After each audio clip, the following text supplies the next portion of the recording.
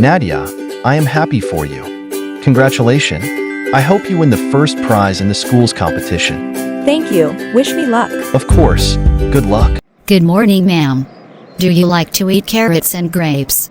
Guys, don't forget to wash your fruits and vegetables before you eat them. Okay. Thank God, I've got an A for my math test. But I don't know the result of my English test yet.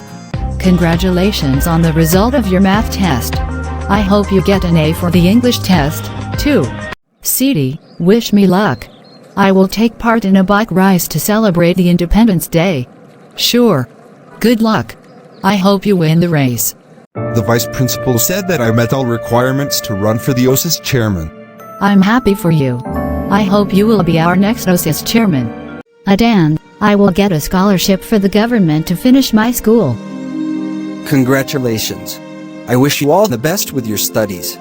Thank God. Finally, my father gives me permission to go hiking. I'm happy for you. Have a safe trip. The winner of storytelling competition in this class is Lena. Congratulations, Lena. Congratulations, Lena.